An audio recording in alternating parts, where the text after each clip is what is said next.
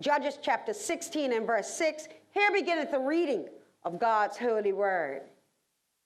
And Delilah said to Samson, tell me, I pray thee, wherein thy great strength lieth, and wherewith thou mightest be bound to afflict thee. The word of the Lord for the people of God. You can take your seat.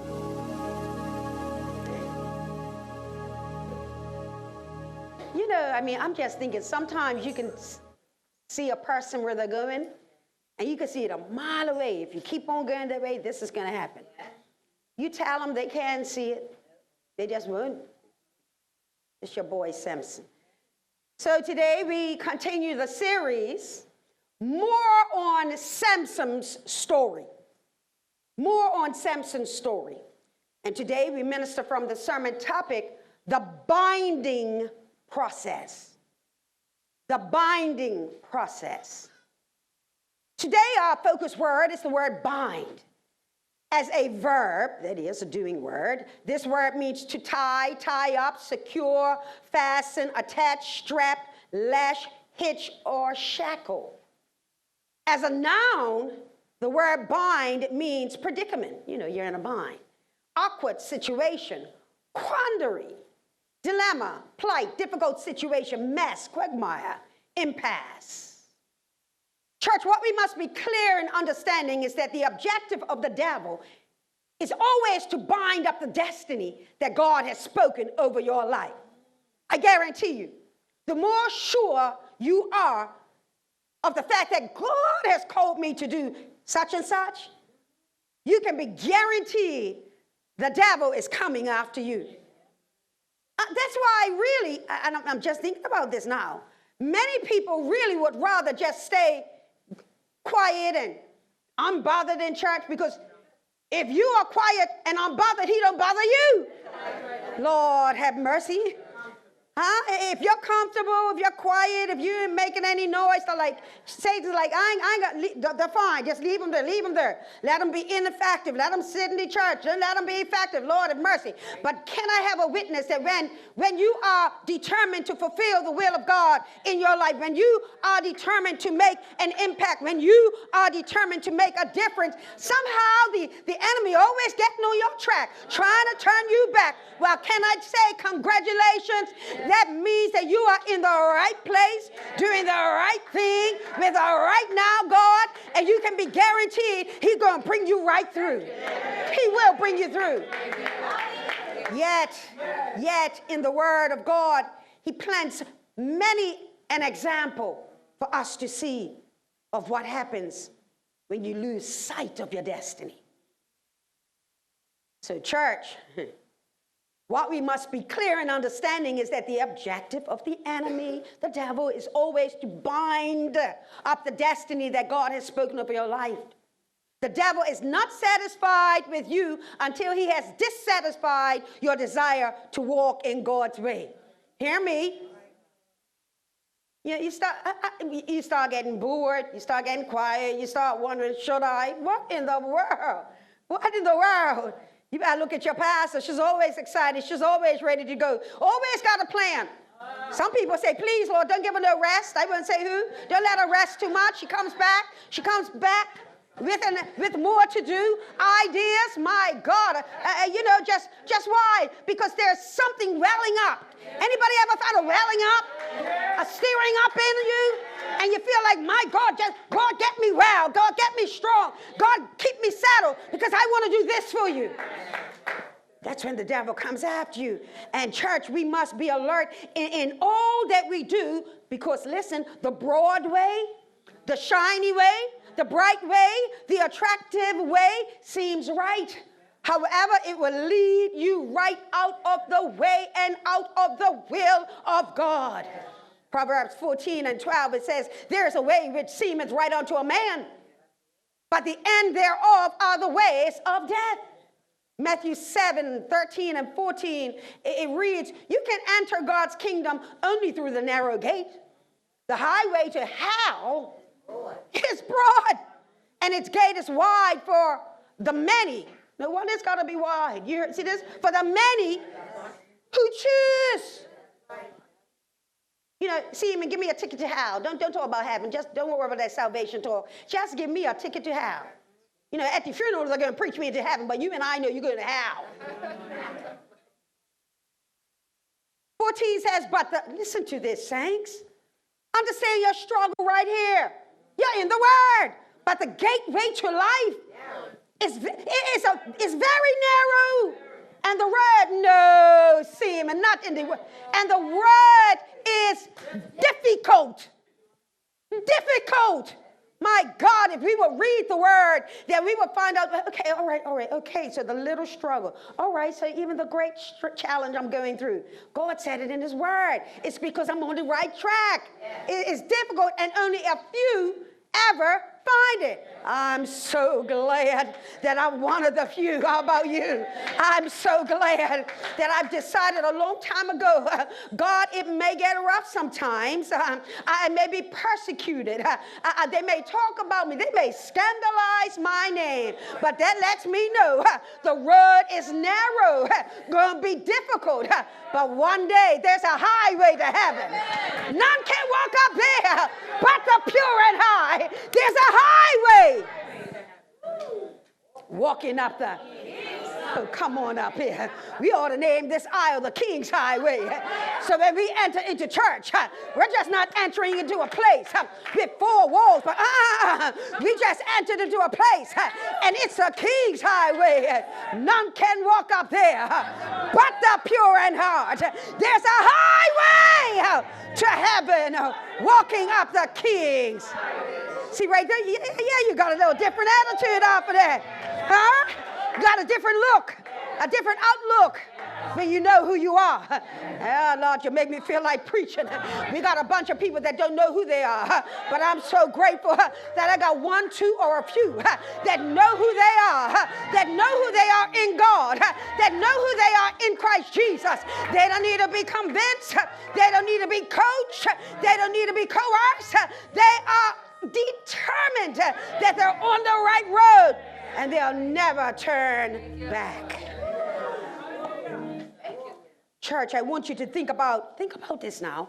How many persons over the years were in church praising and worshiping God, and yet today they are nowhere near a church?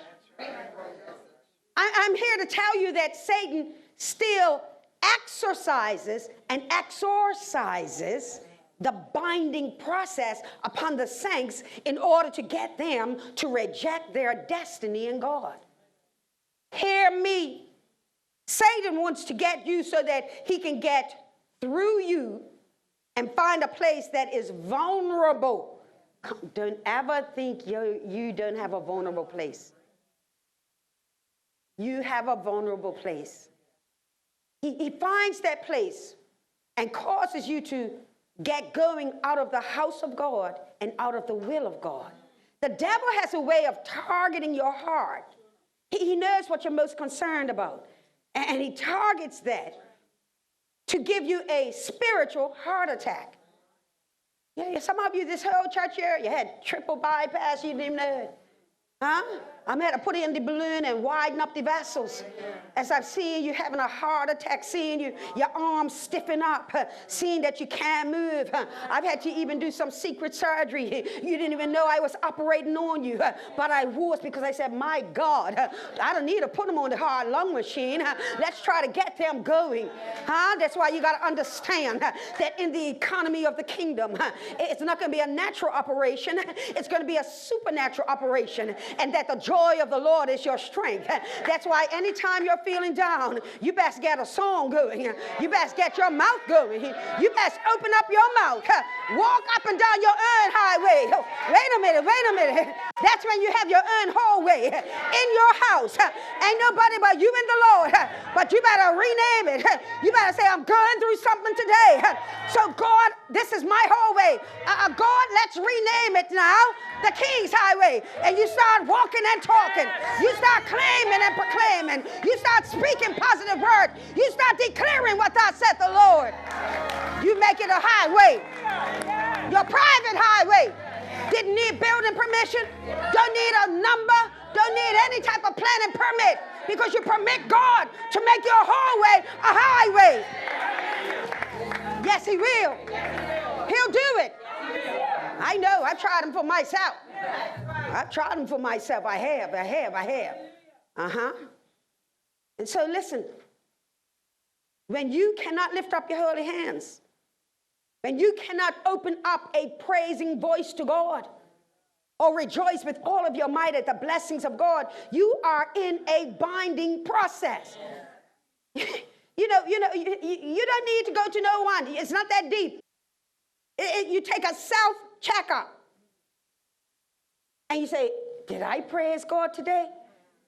Did I get this human body kind of exhausted because I exerted it? Huh? And then you take an analysis of your own situation. What a pity. In God's house, but bound up.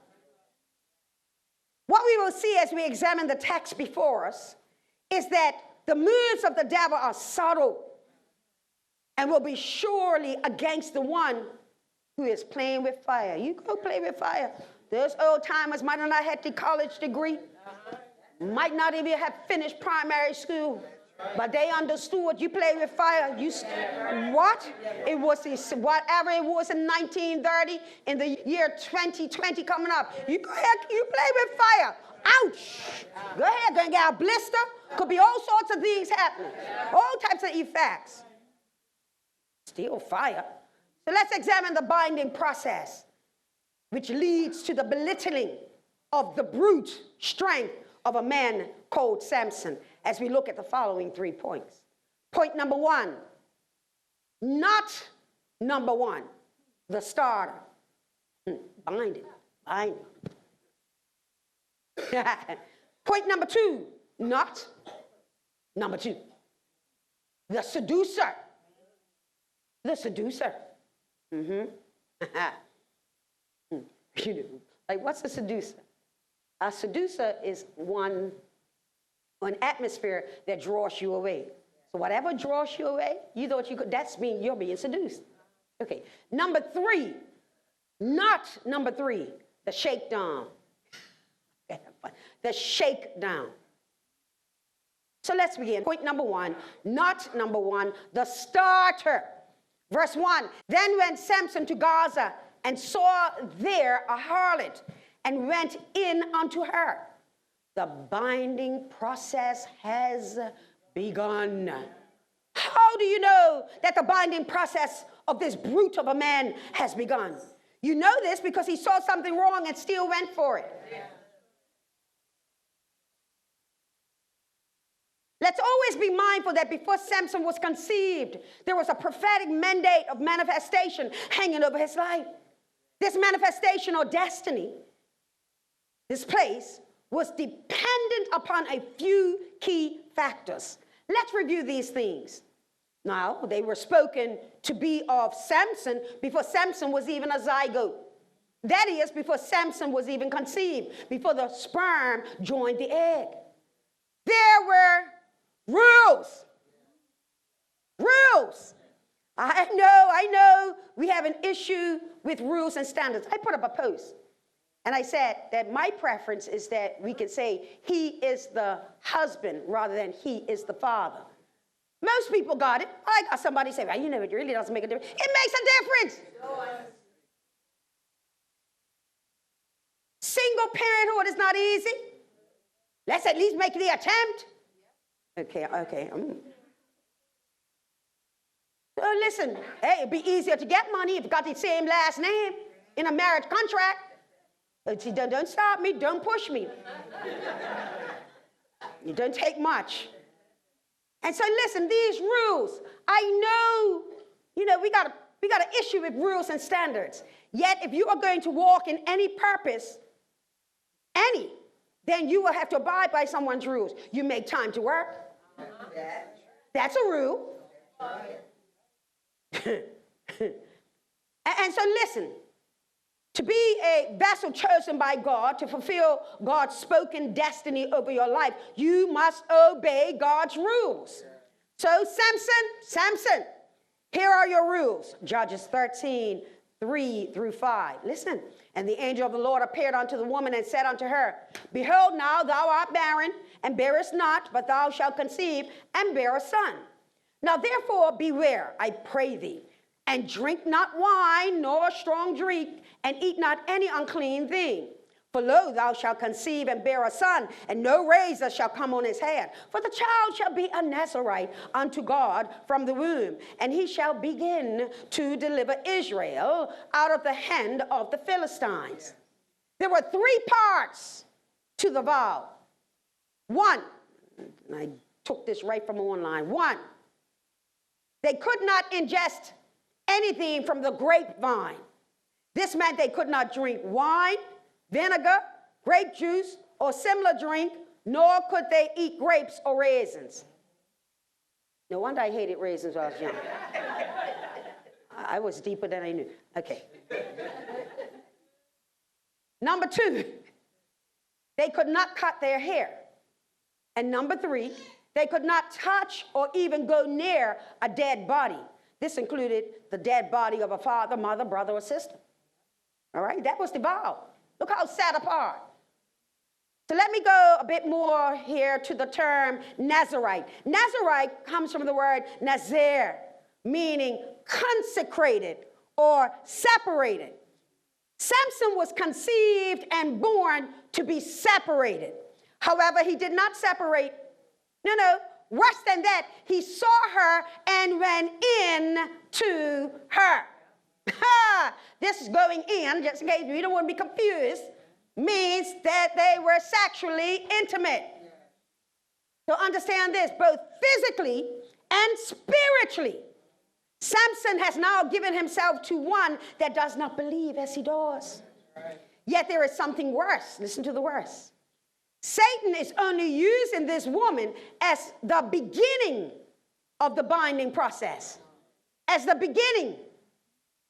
This is not merely or simply a woman. Look at the text. She is a woman. She's a harlot. I went around her calling you her. I said, hey, you harlot, you would take me to some commission. I couldn't even look at anybody saying I had to turn real quick. Yeah, I had to finish the word midstream so I didn't land it on anybody here.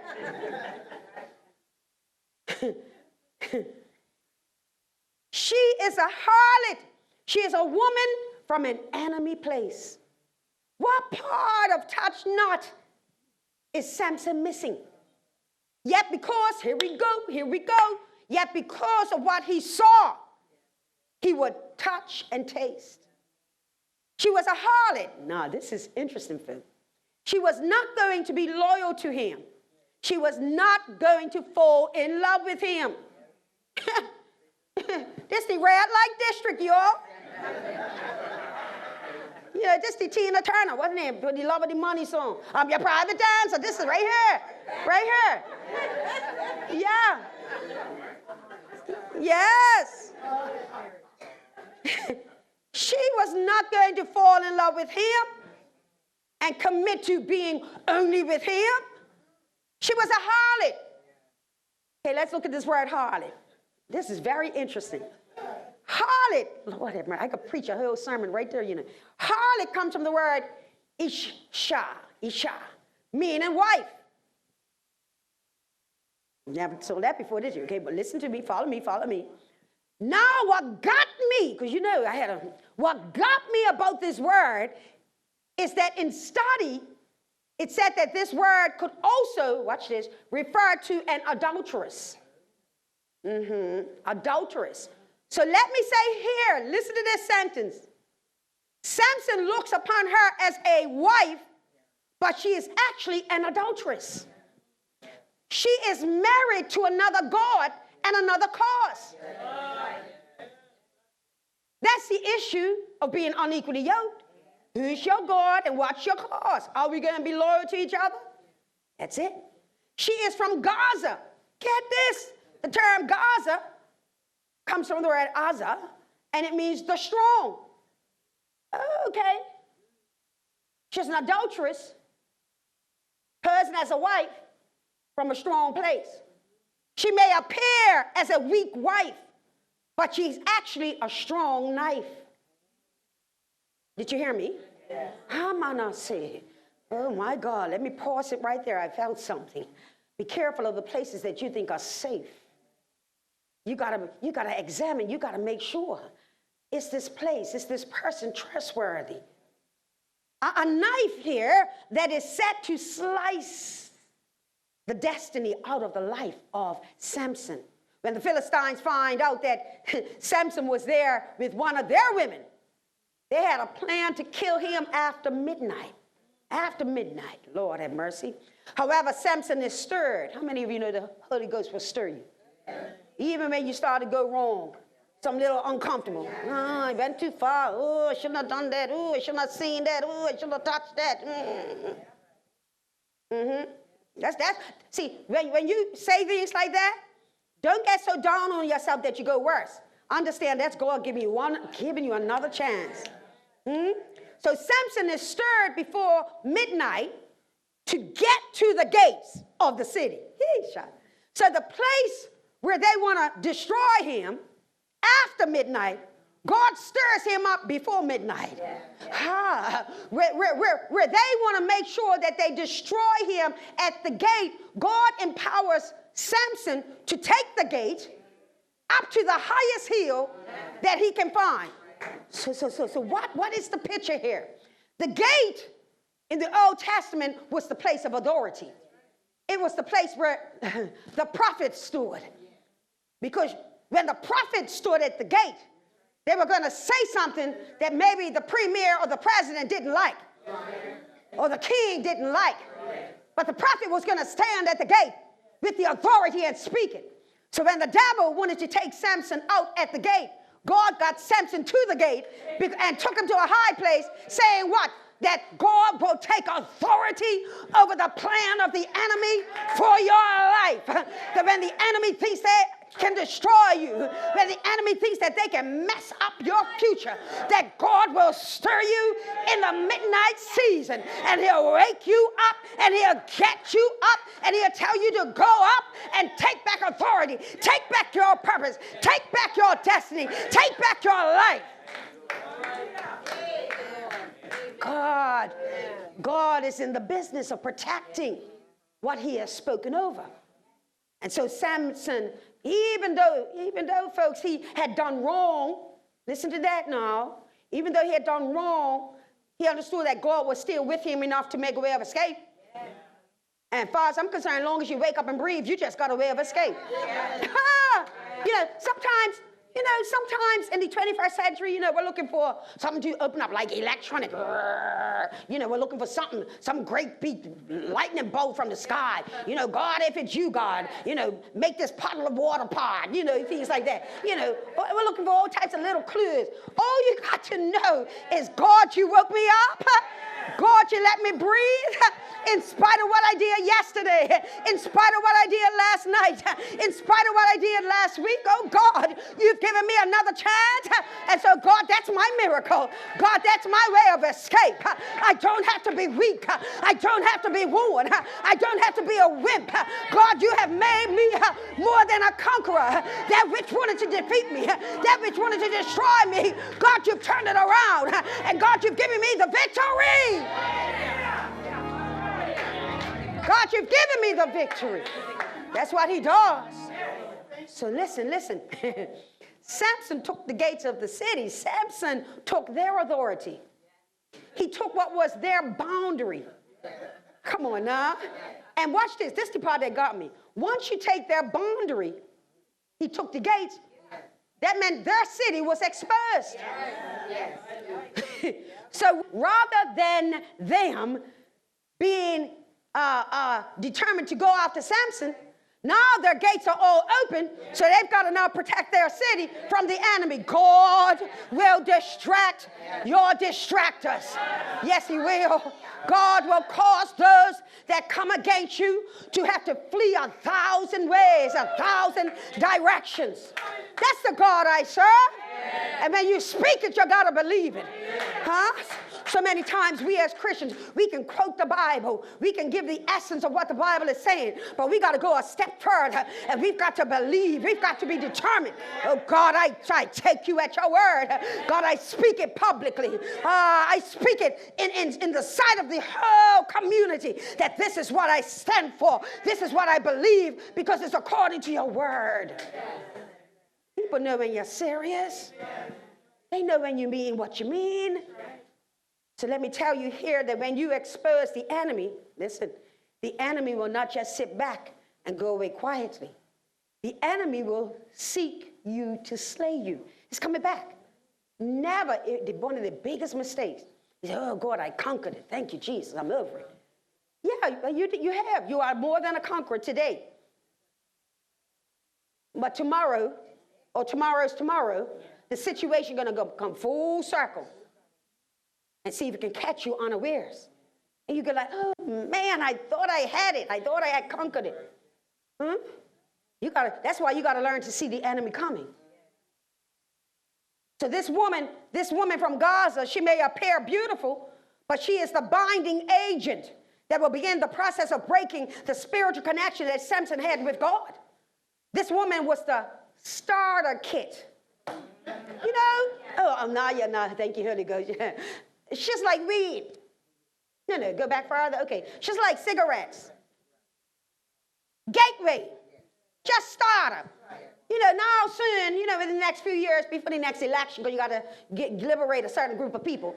You know, you got to decriminalize, you got to set free from prison. They had to go into prison for a little ganja and all that type of stuff. You got to make them free. Can I tell you, church, that's a binding process? Because that weed, that nicotine, that whatever gets in your system, you are more faithful to paying the man on the street or whoever to get that than you are to other obligations. I'll just say that. I see them every day. Every day. Elder, you see them every day? Yes? You see them making more early time than you to work? That's right. And then it's like they work overtime because you come back late, but they're still there. I say, what diligent workers they are. You know, then when the sun is like 90 degrees, they got on the black coat, you know, the looks like a puff, look like, you know, got the hood on. I just say to myself, because I just talk to myself, look at that, they're like gifted to survive in the heat and all of that. Something wrong with that picture. I'm going to say this because this is what's getting me. I got a lot of my young black Bermudian brothers, my sons, they're watching Swim TV, but they're bound, captivated by these drugs. They believe what I'm saying. And I believe by the Spirit of the living God that some of these are about to turn around. You don't have to be captivated. You don't have to be imprisoned by any type of drug. And when the government legalizes it or decriminalizes it, you don't have to waste your money. No, don't do that. It's a trap of the enemy. It's a starter kit. And the enemy will always eventually legalize the starter kit. Because I got to make money off it. All right, I'm just going to go. So yeah, our beloved PLP government will set them free on the starter kit. Don't blame the white man when that happens. Because that's what the first thing we do. That's right. Starter kit. The way down, the spiraling, always begins with a start. And so this woman here from Gaza, she was Samson's starter kit that led to number two. Point number two, not number two. The seducer. He's going to pick up now. Verse 4, and it came to pass afterward that he loved a woman in the valley of Sorek, whose name was Delilah. Huh? Church, once the enemy knows your weakness, he will play to that weakness. He will play you like a violin. The devil is a good offensive player. And when you let your guard down, he will take control of the game. You know, the first one, he just saw, deaconess, just saw. Looking good. The second one, going to another level. You know, you got some Christians, I thought I would never fall. I thought I could never do this. But you start with the starter kit. That leads to something else. The starter kit to the one that's going to give you a fit. So he loved this one. That's different, you know. I'm going to teach you now. You'll be like, yeah, Pastor, I never saw that before. I know, that's why I'm the pastor. Watch this. Watch this, watch this, watch. Please note that the word just got broader. He saw the first one. The second one, he loves her. Bible don't just say it to say it. The Bible is trying to tell you where it starts and how it grows. Watch. The knot just got more complex. For Samson gave his body. I'm going to slow down and say that. I like when I feel like dramatic moments, like Holy Ghost dramatic. Samson gave his body to the first one and his heart to the second one. What? See, if you give the heart, you got everything. You got the heart, you got the body too. Let me say it another way. Woman number one was Philos. Yeah.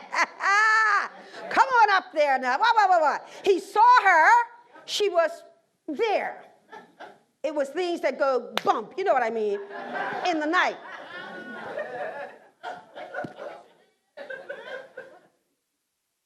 I will preach. That was Philos. You know, I've never experienced it, but I've heard. I've seen TV. I watch a lot of TV. I've heard of people waking up and looking to the side and going, go find the underpants and get out. That's Philos. That was, they had a little bit of wine, a little bit of something, and it was just things that go bump in the night. But in the morning time, oh Lord, that's Philos. So that was woman number one. Woman number two was Eros. He loved her. Emotion, see? He was invested emotionally in this one. Catch this, church, catch. Be careful of who captures your emotions. Be careful of the one that you're connected to. Those are strings, man. That's heartstrings. Can cause you to feel some sort of way. My Lord. Understand, church, that with the Philos in operation and the Eros in operation, this means that agape was nowhere in sight.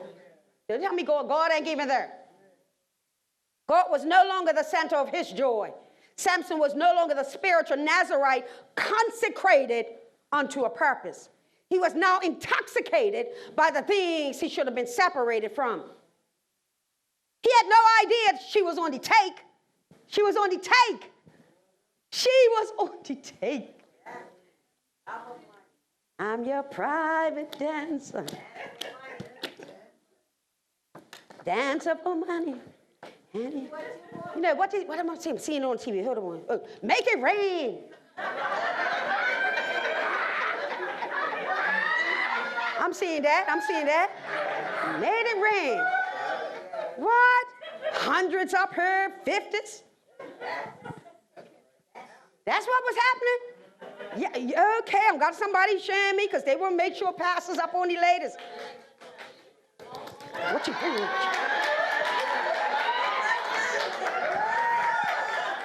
That's right, I keep up to date. I'll learn on this spot. Huh? This is what say, you didn't know, oh, this is in the Bible. We think it just happened. Go up and try to warn people way back here. What? She was on the take. She had covenanted, see? She had covenanted with the Philistines to capture him and conquer him. He loved her, and she loved his money. You never read in the Bible. He loved her, and she loved him. She loved the money. Woo! Samson sold his soul and his destiny for a sensual bath in the delights of Delilah, who was hired to destroy him. How are you enjoying what the devil has set up to destroy you? But that's what can happen when you get out of focus. Gotta stay focused, you better believe it. Verse 6 says this, and Delilah said to Samson, tell me, I pray thee. Always getting deep, going deep. wherein thy great strength lieth, and wherein thou mightest be bound to afflict thee. Hold on. The enemy will telegraph his plan. I need to know this because I want to mess you. I want to get you weak. I want to beat you up. I want to control you. No, but see, that's why I have an issue when it's between he's the father and he's the husband. I want it that it be he's the husband, so that you are under proper control. Okay, somebody didn't like that. All right, so that you can be submitted. There are some things a woman needs a man for, to protect, strong and strength. When a guy offers a seat, I take it. If he wants to carry my luggage, my husband's not there, he wants to put it up in the cabin thing, thank you very much. That's why you got muscles. That's why I tell him right on the plane. I do. Can I help you, ma'am? Sure. That's why God made you a man. So it's never one of these guys that says that. It's never. They don't know their purpose. Come on now. How are you going to cover me? I'm saying focus, folks. My mind's always going. Plus, I ain't letting one of them touch my luggage. Back here. She telegraphs her plan to destroy him. She tells him her purpose. You know. Okay, let's do it this way. The girl, Jordan, Ryan, my single guy, she don't go to church. She don't know your God. She's got to be trouble. That's like, she wants you to meet her, take her to the club. She's telegraphing, I want you out of the presence of God. Don't take a genius. You don't have to seek God. Is she the one? God, you said somebody would be wearing black pants like everybody wears them. I saw her. God, you said that when I passed her and I would turn my head around, she would turn her head around. Thus said the Lord. You're falling into the process. You walk around town, 50 women going to do that. Oh, help me, Jesus. She says what she's going to do. However, because he is blinded by lust, he does not see what he should see. So in fact, right here, he is already blind. He is already blind. Verse 7, and Samson said unto her, if they bind me with 7 whips, green whips, that were never dried, then shall I be weak and be as another man. Huge error. Huge error. What's the error here? Deacon, bring that rating. Let me tell you what the error is. Let me tell you what the error right here is. Here is. What? He starts playing games. All the games in the world. Which one of the game is this? All the backgammon. That's the game. I'll play this for 5 hours on the plane. Matter of fact, the other day I think I played it for 2 while we were waiting. Oh, this is a nice set. Whose set is this? Oh, I might need to borrow this. Oh, flip the board. Oh, this one. It's both of them. Now look it. Smells new too. I'm getting somewhere with that, The devil will get you in a new game. Anything that's new, like a new car has that enticing smell. Yeah. All he wants to do is get you in the game. Stop playing the games. What can make you weak? Samson, tell me. Sam. You didn't come all the way down here. Come on, what? And tell me for real. Silly women entering into a game.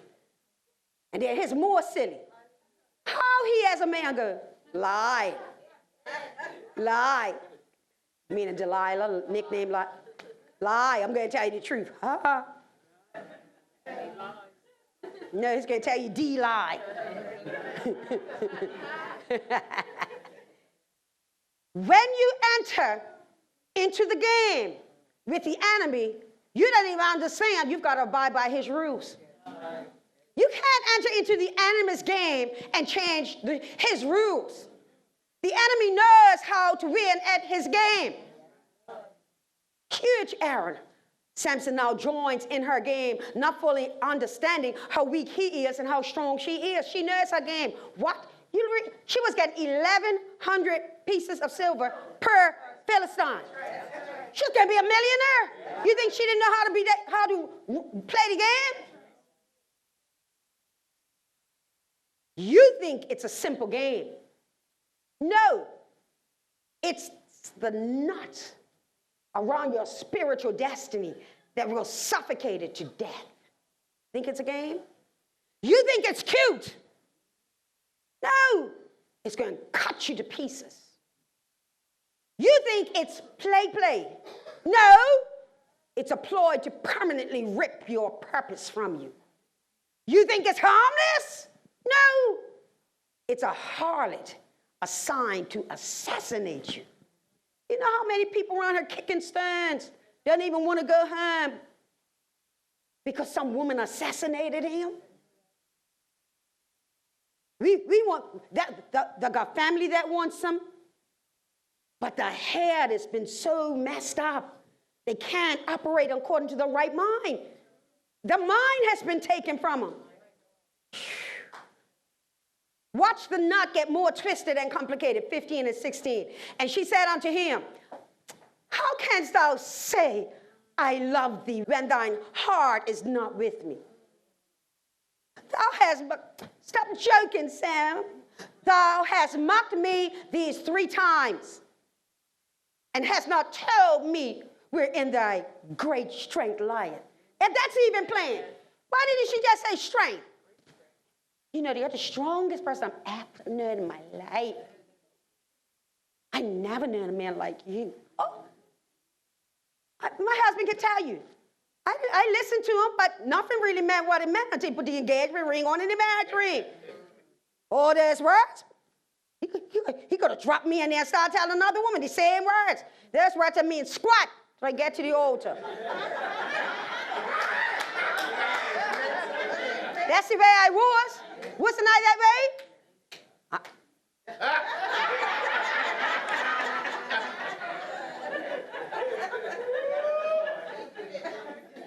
I was just not going to be played. What? I tell you, you don't want me playing me. I will be Delilah. You're going down, bro. Oh, I'm sorry. Here we go. Verse 16. Verse 16. And it came to pass. Look what you done. Now you know. And it came to pass when she had pressed him daily with her words. I know. You gotta wait for the seminar. I know. Words. He went in and let me worm down the words. He'd go for a walk. How you run out of an argument? My words are what's impactful. But no, mister, go for a walk, go for a drive. That's in the seminar. We'll talk to you about that. All of you saving up money for the seminar.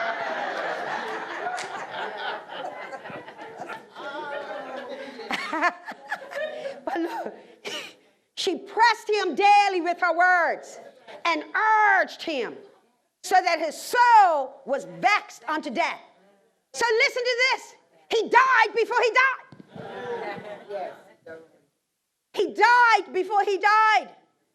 Right here, she took direct aim at his heart. Sadly, Samson was now operating in the mindset of love is love. Really, Samson? Love is love, is it? And love wins. Sound familiar? Yeah. Yet here we see that love is not love. For how she loved him was not how he loved her. She had reached his soul realm. Oh, she did. Kept with the games. Kept with the talking. Pressed on him. In other words, she's watching. Listen now, this is I'm getting a picture. She watched his demeanor. She couldn't press him beyond the place where he would get up and go, because then she wouldn't get her money. She had to be careful. We just say Delilah. Delilah's deeper than we understand. Because she got to watch. How much control do I have at this point? How far can I go? Not only that, if I drop the ball, what these Philistines might do to me. See, we don't think about that. It's a whole nother level. She took direct aim at his heart, his soul realm. She had reached that inner place, his heart. She was in control now of his mind, his will, and his emotions. You know, I look at some people like, well, how could he be that dopey? Mind, will, and emotion. How could she be so stupid? Mind, will, emotions. It happens. It was nowhere about God's will being done. It was now about Delilah, I will do anything for you. Watch out when you'll do anything for a person who is not in relationship with your God. You have just been cut in a way that has removed your destiny from you. Point number 3. Not number 3. The shakedown. The shakedown. All right. Verse 17. That he told her, that's where it's got it now, that he told her all his heart. And said unto her, there had not come a razor upon my head, for I have been a Nazarite unto God from my mother's womb. If I be shaven, then my strength will go from me, and I shall become weak and be like any other man. Whenever you are in a vulnerable place, there's the possibility that you will be a part of the shakedown. Sort of how, listen, Ukraine was vulnerable. And so they were left open to the shakedown of Trump to manipulate them. Ain't nothing new under the sun. Here, Samson is vulnerable because he has given away his soul ram. He has given away the connection he had with God. It is here that the knot is at its most complex state. For here, Samson speaks to the unraveling of the knitting process that God held him to. Samson and God were tight. Okay, how can you say that, preacher? I can tell you because God spoke about Samson and who he would be before he was in his mother's womb. What? Here, watch this. God saw Samson before Samson was there. God loved Samson before. That's why the enemy came after his vision, after his love. God knew Samson in the beginning. In his mother's womb, God had knitted his destiny. Did you just hear me? And what God did for Samson, he's done for you, you know. Might not be the same destiny, but when you are knitted in your mother's womb, God finishes you. He completes your purpose. Your role and job in life is to stay alert, stay aware, so that you actually find the road of where your destiny and purpose is in God. That's why the enemy just wants you away from God. Because if you're away from God, how are you going to find the destiny that God knitted while you were in your mother's womb? Why do you think the devil loves abortion? Abortion signifies this, hear me, that everything that God knitted when the sperm and the egg joined together, creating that zygote, everything that God knitted, the enemy has snatched. You want to be responsible for that? That's why once you come to Jesus Christ, you may have had abortions. But you say, my God, help me and forgive me. And God, thank you that those little souls are in heaven. They'll be in heaven. They'll be all right. But you don't go and do it again. Wouldn't you know it that the devil now uses a woman? Think about it. If God spoke Samson to a woman, his mother, before he was conceived, the devil comes in and uses a woman to cause the unraveling process. The devil is consistent in his attempt to destroy humanity. 18 through 20, listen. And Delilah saw that he had told her all his heart. And she said, look up Miss weak woman does. And she sent and called for the lords of the Philistines, saying, come up this once, for he hath showed me all his heart. Then the lords of the Philistines came up unto her and brought money. Just got paid. Money in your pocket, that's all that came to me. Money in the pocket. I know it's a song that says money in the pocket. Bobby Brown. See that? They've come out of the world. They know which song I'm talking about. Praises. So they come up to her and brought money in their hand. And she made them sleep. Now, let me tell you how skillful this girl is. You never seen this. She ain't making sure he's asleep until she gets paid. You better would. Look at it again. Look at it again. Then the lords of the Philistines came up unto her and brought money in their hand. So she got the money. And she made him sleep upon her knees. And she called for a man. Oh, Lord, one among many. And she caused him to shave off the locks. She got to keep him quiet. Oh, look who's sitting next to me this Sunday. Come. Come here, Elder. Play around. Okay, let's do it this way. His sleep. No, we're going to do this for real. Go on and come. What? You got to see this thing. Come here. This way, Ace boy. Right? Nobody like you, look. Nobody like you. He is so involved and comfortable. He's comatose, sir. How I'm got this strong Shekinah worship center? How your pastor get him in this position? Hell of Bermuda gonna see him like this? Because a woman has a way. I am watching it. Don't you be? I'm watching it. You know I'm got a way anyway. Look. She keeps him in place. They've done what they've done. He's worn out anyway. Rockabye baby on the treetop. He's going. She calls in. She has to keep him quiet. That's right. Because they're going to be caught because it's going to stir. It's going to feel something. Stir a little bit.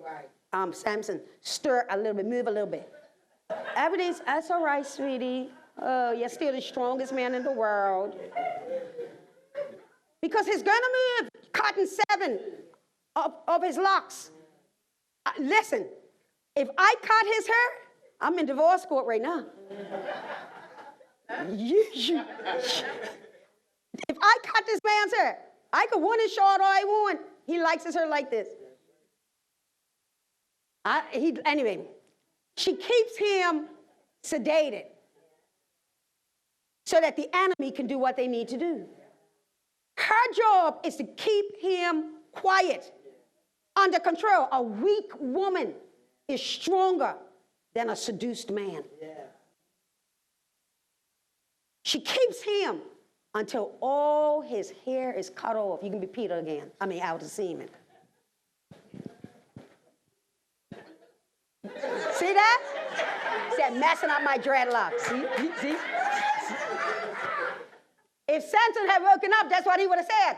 Girl, what you doing messing up my dreads? What? Why you think so many people like dreadlocks? They think that's some sort of Samson. I say you ain't strong enough till you can take care of a woman and her children, but I'm moving on to right here. That girl, Seaman, yes. She made him sleep upon her knees and called for a man, and she caused him to shave off the 7 locks of his head, and she began to afflict him.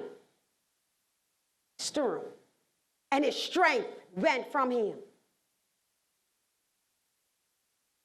And she said, the Philistines be upon thee, Samson. And he woke up out of his sleep and said, I will go out. What? After me? I will go out as at other times before and shake myself. And he wist not that the Lord was departed from him.